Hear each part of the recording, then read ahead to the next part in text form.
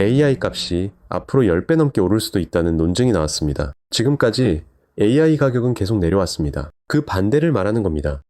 근거는 이렇습니다. 최전선 AI 회사들의 매출이 1년에 10배씩 늘고 있어요. 매출이 10배로 는다는 건 사람들이 AI한테 시키는 일이 10배로 늘었다는 뜻입니다. 그만큼 계산을 더 돌려야 하죠. 그런데 그 계산을 해줄 기계는 1년에 3배밖에 안 늘어납니다. 칩을 찍어낼 공장도 정해져 있고 거기 꽂을 전기도, 건물 짓는 시간도 정해져 있으니까요. 손님은 10배로 오는데 자리는 3배밖에 못 늘리면 어떻게 될까요? 값을 올려서 손님을 걸러내는 수밖에 없습니다. 원래 가격이 하는 일이 그거예요. 모자란 걸 나누는 일이요. 실제로 AI 계산에 쓰는 H100이라는 칩을 1년 계약으로 빌리는 값은 작년 10월 바닥에서 올해 3월까지 5달 만에 40% 가까이 올랐습니다. 시간당 1.7달러에서 2.35달러로요. 그리고 여기 좀 이상한 일이 하나 있습니다. 구글이 오는 10월부터 스페이스 X한테서 GPU 11만 개를 빌립니다. 매달 1조 3천억 원씩 내고요. 2029년까지 다 합치면 40조 원이 넘습니다. 세상에서 데이터 센터를 제일 많이 가진 회사 중 하나가 로켓 만드는 회사한테 컴퓨터를 빌리는 거예요. 이 얘기는 조금 이따 다시 하겠습니다. 자, 그럼 원래의 질문으로 돌아가죠. 기술은 좋아지면 싸지는 거 아닌가요? 컴퓨터도 텔레비전도 다 그랬잖아요. 근데 이 구조, 250년 전에 똑같은 게 한 번 있었습니다. 1770년대 영국이에요. 제임스 와트가 증기기관을 만들어 놓고 팔려는데 잘 안 팔립니다. 비쌌거든요. 그래서 와트와 동업자 볼턴이 아주 이상한 방법을 씁니다. 기계를 값을 매겨 팔지 않기로 한 거예요. 대신 이렇게 합니다. 이 공장이 우리 기계를 쓰면 원래 말이나 낡은 기관에 들어가던 돈이 얼마나 줄어드는지를 계산합니다. 그리고 그 절약한 돈의 3분의 1을 매년 25년 동안 받습니다. 기계값을 기계로 매기지 않고 그 기계가 대신해준 말로 매긴 겁니다. 그런데 이걸 팔려면 문제가 하나 생겨요. 손님한테 이 기계가 말 몇 마리 몫입니다 라고 말할 수 있어야 하잖아요. 그래서 와트는 말을 직접 측정하러 갑니다. 짐술에 끄는 큰 말을 데려다가 얼마나 무거운 걸 얼마나 빨리 끌어올리는지를 재요. 그리고 거기에 50%를 더 얹어서 1분에 33,000 파운드 피트라는 숫자를 정합니다. 그걸 뭐라고 불렀냐면 마력, 말의 힘이라고 불렀어요.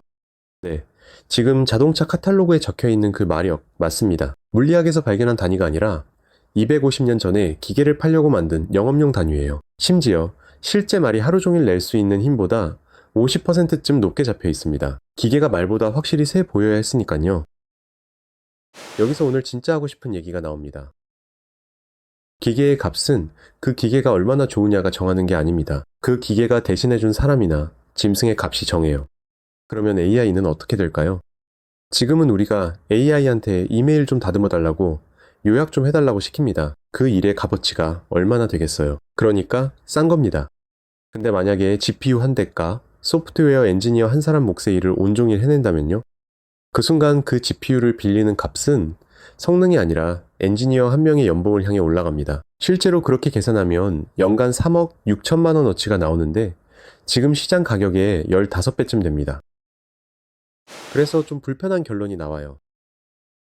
AI는 쓸모없을 때 싸고 쓸모 있어질수록 비싸집니다.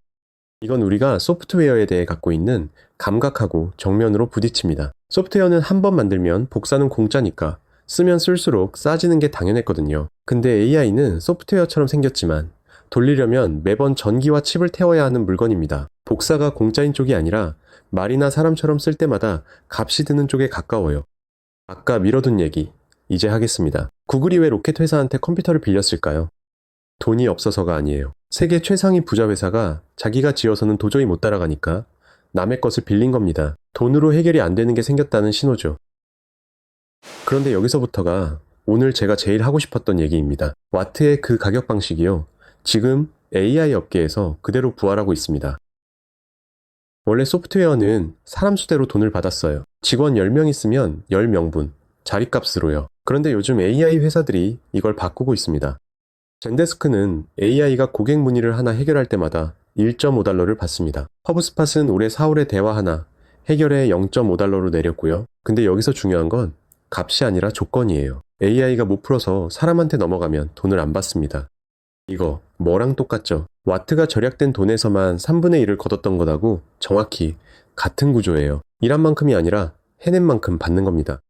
가트너는 2030년이면 기업이 쓰는 소프트웨어, 돈의 40% 이상이 이런 식으로 바뀌고 자리값으로 받는 몫은 21%에서 15%까지 줄어들 거라고 전망합니다. 250년 전 방식이 돌아오고 있는 겁니다. 그런데 이렇게 값을 매기면 반드시 따라오는 문제가 하나 있어요. 와트도 똑같이 겪었습니다. 절약분의 3분의 1을 받으려면 얼마나 절약했는지를 제야하잖아요. 그래서 볼턴과 와트는 코널 지방 광산에 기관마다 개수기를 달았습니다. 기계가 몇 번 움직였는지 세는 장치인데 그걸 자물쇠로 잠근 상자 안에 넣어뒀어요. 광산주들은 그 안을 들여다볼 수 없었습니다.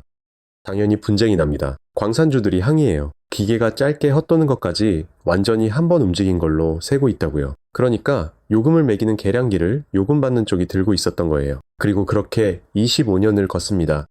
자, 지금 우리가 AI를 쓸 때 토큰이 몇 개 쓰였는지는 누가 셀까요? 파는 쪽이 셉니다. AI가 엉뚱한 답을 해서 다시 물어봐도 답이 중간에 끊겨도 그 토큰은 그대로 계산에 들어가고요. 와트의 잠긴 상자는 아직 안 열렸습니다. 그런데 여기서 어제 이 채널에서 한 얘기하고 모순되는 것처럼 보이는 게 있어요. 어제는 중국 모델들이 공짜로 풀려서 AI 값이 바닥으로 간다고 했는데 오늘은 비싸진다고 하니까요. 둘 다 맞습니다. 층이 다를 뿐이에요. 모델은 공짜로 갑니다. 누가 만들어서 그냥 풀어버리니까요. 근데 그 공짜 모델도 결국 누군가의 칩 위에서 누군가의 전기를 태워야 돌아갑니다. 그러니까 값이 0으로 내려가는 건 모델이고 값이 올라가는 건 그걸 돌리는 자리예요. 위층은 공짜가 되고 아래층은 비싸집니다. 그래서 이 채널에서 며칠째 같은 자리를 계속 만나고 있는 거예요. 전력이 병목이라는 얘기도, AI를 감시하려면 결국 칩을 세야 한다는 얘기도, 그리고 오늘 값이 오른다는 얘기도 전부 같은 한 곳을 가리킵니다. 컴퓨트요. 와트가 25년 동안 남의 절약분을 거둘 수 있었던 건 특허로 그 길목을 잠가뒀기 때문이에요. 지금 AI에서 그 길목이 어디인지는 이제 꽤 분명해 보이지 않나요?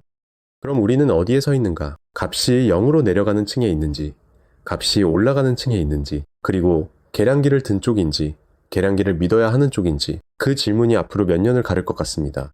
와트의 특허는 1800년에 끝납니다. 그 다음에 무슨 일이 벌어졌는지, 그리고 와트가 특허로 혁신을 막았다고, 우리가 알고 있는 그 이야기가 사실은 틀렸을 수도 있다는 연구를 고정 댓글에 정리해뒀습니다.